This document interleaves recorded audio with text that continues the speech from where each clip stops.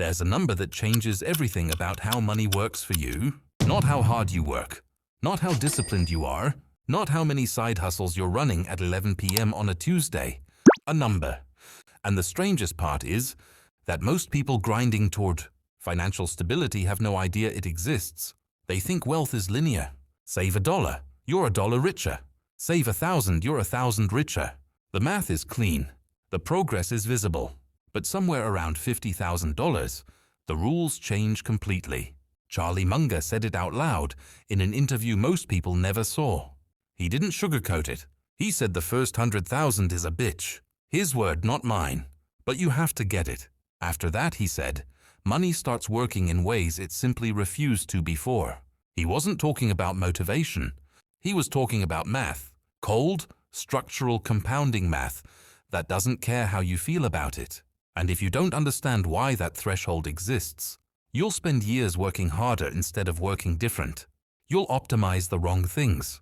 You'll burn out chasing returns that were never designed to show up at your income level. So let's talk about what actually happens at 50,000. Not the Instagram version, the mechanical version. The part nobody wants to explain because it sounds unfair. Because it is unfair. But it's also how the system works. Here's the thing about the first dollar you save versus the 50,000th. They're not the same dollar. I don't mean emotionally. I mean functionally. In terms of what they can do, where they can go, what doors they open. When you have $1,000 in a savings account, you're earning maybe 4% annually if you pick the right high-yield account.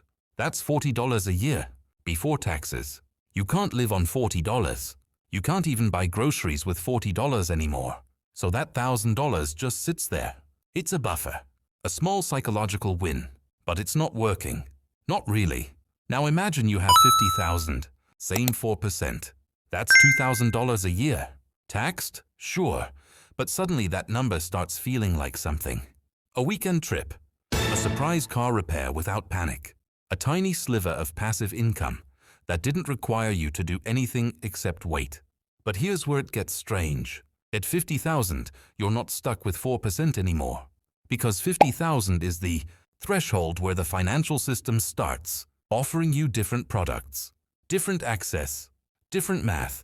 You can open a brokerage account and actually diversify, not just buy 2 shares of something and hope.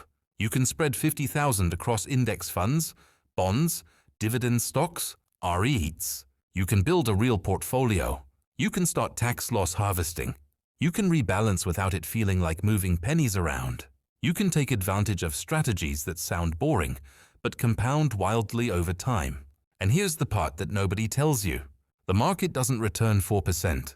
Historically, the S&P 500 averages about 10% annually. Some years more, some years way less. But over decades, 10% is the baseline expectation. 10% of 50,000 is $5,000. In 1 year. While you sleep, while you work your job, while you do literally nothing. That's more than some people save in 12 months of active effort.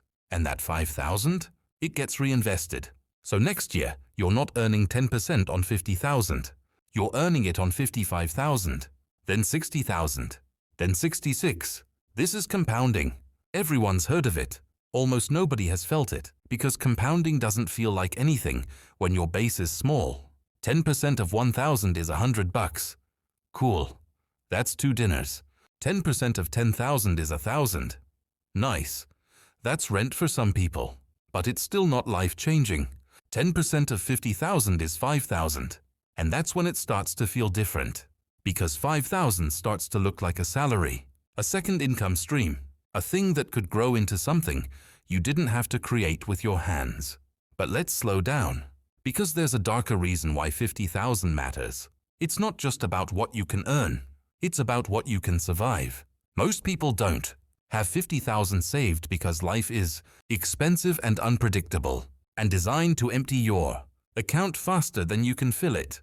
The median American has around 5,000 in savings.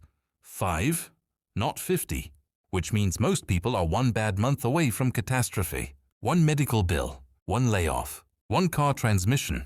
And when you're that close to zero, you can't take risks. You can't invest in the stock market because you might need that money next week.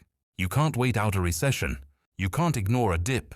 You're forced to stay liquid, stay safe, stay stuck. But when you have 50,000, you have time.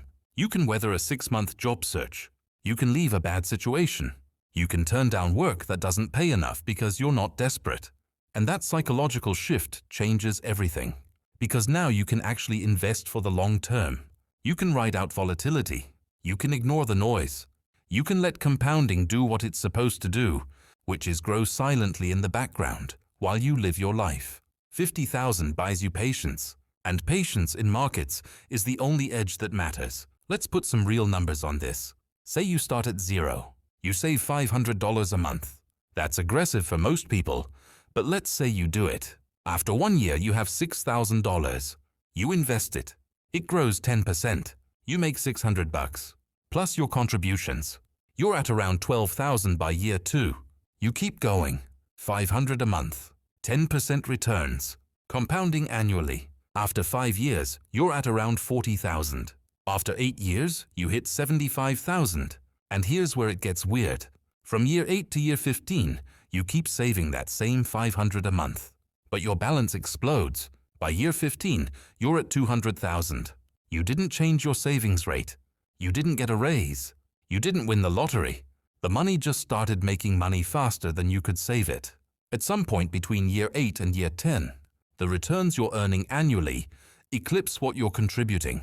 You're adding $6,000 a year, but your account is growing by $15,000, $20,000, $25,000. You become the smaller part of your own wealth equation. That's the shift. That's what Munger meant.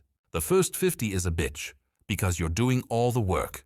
After 50, the market starts doing some of it for you. After 100, the market's doing most of it. After 500,000, you're basically just along for the ride. But here's the part that makes people uncomfortable. This only works if you can get to 50,000 in the first place. And for millions of people, that's not a discipline problem. It's a math problem.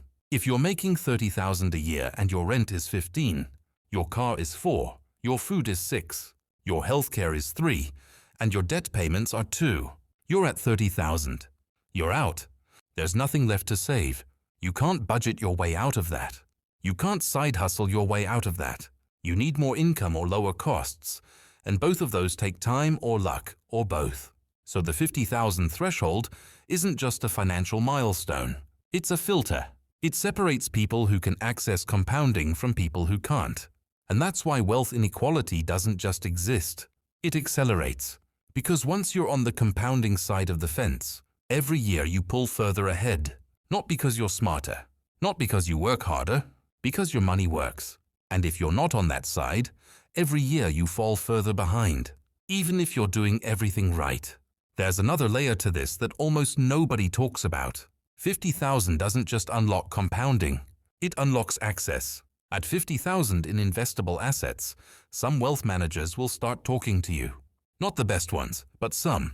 At 100,000, you can access private credit deals, certain hedge funds, angel investment networks, things that were invisible to you before.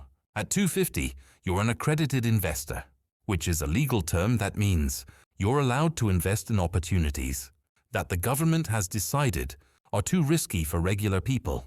The irony is thick. The people who need outsized returns the most are legally blocked from accessing them. The people who already have money are given more options to make more money faster. And it all starts at 50,000. That's the on-ramp. Below it, you're in the economy of high fees, low returns, and limited choices. Above it, you're in the economy of compounding, access, and accelerating wealth. Same country, same market, different universe. So what does this mean for someone sitting at 0 right now? Or 5,000? Or 20? It means the game is long. Longer than you think. Longer than it should be. It means that getting to 50,000 is not about fancy strategies or perfect timing. It's about consistency. Boring, unglamorous, month after month consistency. It means automating everything you can. Because willpower fails. Systems don't. It means killing high-interest debt first. Because paying 18% on a credit card is the opposite of earning 10% in the market. You're compounding in reverse. It means increasing your income matters more than cutting your latte budget. A $5,000 raise beats a $5 daily savings hack every single time. And it means understanding that the first 50,000 is supposed to feel slow. It's supposed to feel like nothing's happening, because mathematically, nothing is happening yet. You're building the base, the foundation, the critical mass. You're not going to feel rich. You're not going to feel like you've made it. But you're going to hit a point where your net worth starts growing faster than it ever did before. And you won't be able to point to a specific day when it happened. You'll just look at your account 1 month and realize the number went up by more than you contributed. And that's the moment. That's when the system starts working for you instead of against you. Here's the uncomfortable truth. Most people never get there, not because they're lazy, not because they're bad with money, but because life is expensive, because wages are stagnant, because emergencies happen, because the gap between 50,000 and zero is wider than it's ever been. And the people who do get there often had help, a family safety net, no student debt, a partner with income, a job that paid well early. Luck matters, timing matters, privilege matters, but so does behavior.